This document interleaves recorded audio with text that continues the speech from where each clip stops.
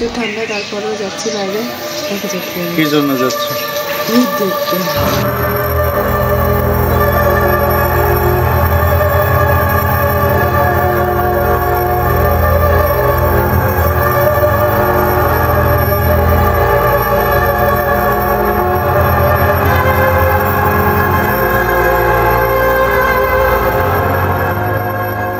ভোরে বউসহ ভূতের আখড়া হিসেবে বহুল চর্চিত মদন পালের মাঠে হাজির হই।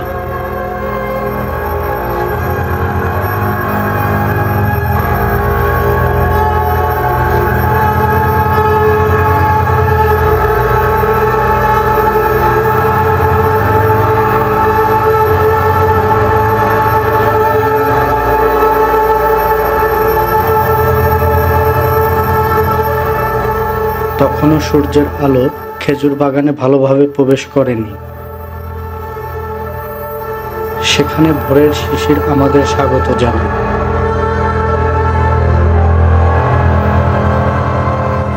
আমি যখন ভিডিও করছিলাম, বাগানের মধ্যে কয়েকটা কুকুর ছোটাছুটি শুরু করলো। একেবারে আমার পিছন থেকে হঠাৎ করে বের হয়েই দৌড় দিয়ে যাচ্ছিল।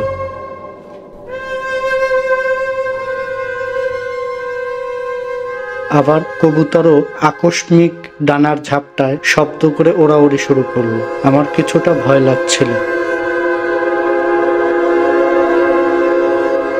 শর্মী ভূতের ভয়ে বাগানের মধ্যে প্রবেশ করেনি, রাস্তায় দাঁড়িয়েছিল ও। এর মধ্যেই প্রাতঃভ্রমণে বের হওয়া একজন স্থায়ী বাসিন্দাকে পেলাম। তার কাছে এই বাগানের বহুল চর্চিত বিষয় সম্পর্কে জানতে চাইলে তিনিও আগ্রহ সহকারে বাগান সম্পর্কে প্রচলিত বিভিন্ন গল্প এবং নিজের অভিজ্ঞতা বলতে থাকেন। এই কৃষ্ণ বন্দ্যোপাধ্যায়ের মাঠ, এটা একটা ভৌতিক স্থান নামেই পরিচিত একসময় ছিল। যা আমরা ছোটকালে এখানেই যদিও খেলাধুলা করেছি, চলাফেরা করেছি। এখানে আসতে আমাদের যদি একটু ভয় করতো, কিন্তু তারপরেও কেননা খেলার মাঠ হিসাবে আমরা খুব কাছাকাছি হিসাবে এটাকে পেতাম, খেলাধুলা করতাম।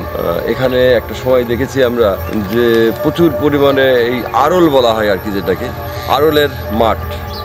এক পাশে আরল মাঠ, ও পাশাপাশি থাকতে হচ্ছে আখের কুসুরের ক্ষেত। ওই পাশটা তো অনেক বড় জায়গা ছিল, ওটাও ধান ক্ষেত, কুসুর ক্ষেত, এগুলো নিয়েই মোটামুটিভাবে এই জায়গাটা ঘন সবুজে ঘেরা থাকতো। ভৌতিকের কথা বলতে গেলে পরে যা বোঝায় আর কি, যে ভৌতিক কিছু দেখতে গেলে পরে আমরা দেখেছি যে এই যে তাল গাছ, এই তাল গাছে বাচ্চা ছেলে হেঁটে উঠে যাচ্ছে। মানে ওই বাচ্চা আপনাদের কেউ পরিচিত না? না, আমাদের কারোর পরিচিত। তো ওই হেঁটে উঠে আবার কোথায় চলে যায়?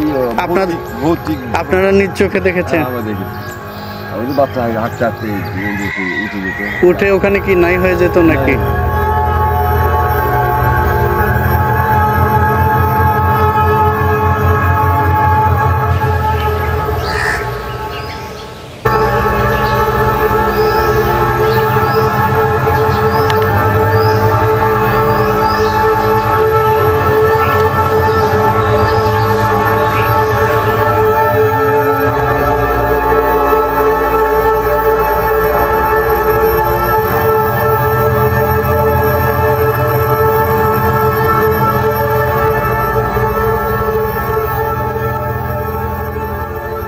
ঐতিহাসিক যে তেঁতুল গাছটা আমরা দেখতে পাচ্ছি, এই তেঁতুল গাছে অনেক সময় দেখা যাচ্ছে যে আমরাও ঢেল মারতাম, তেঁতুল গাছ আমাদের ঢেল মারতাম।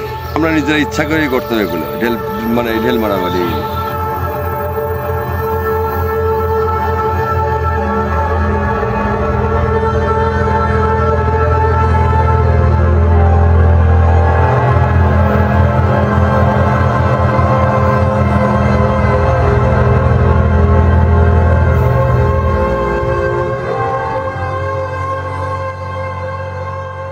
ওই পাশে একটা জোড়া মানে টয়লেট আছে, পুরাতন যারা এখানে বসবাস ছিল এক সময়, তারা ওখানে বসবাস করতো, ওই টয়লেটটা ব্যবহার করতো। ওটা দীর্ঘদিন ওইভাবে পতিত হয়ে পড়ে আছে। কিন্তু দেখা গেছে যেটা এই জিনিসটা আমার নজরে পড়েনি, কিন্তু অনেকেই হয়েছে, তারা দেখছে এবং দেখে আমাদেরকে ডাকতে আসছে, এই দেখ দেখ দেখ ওইখানে এই ঘটনা হচ্ছে। কী হয়েছে, টয়লেটের মাথার উপরে এক পা এবং ওই পাশে যে বিল্ডিংটা আছে ওই বিল্ডিং এর উপরে আর এক পা, এরকম দিয়ে একটা কি রাতের বেলা, হ্যাঁ সন্ধ্যার পর পরই তারা ভয় পাইছে, দেখছে, দৌড়াদৌড়ি হয়েছে। এই অত্র অঞ্চলের ভেতরে ভৌতিক বলতে যে জিনিসটা, সেই ভৌতিকটার ভয়টা এই জায়গাটুকুর ভেতরেই বেশি কাজ করতো, এবং অলৌকিক অলৌকিক বেশ কিছু জিনিস এখানেই দেখা গেছে।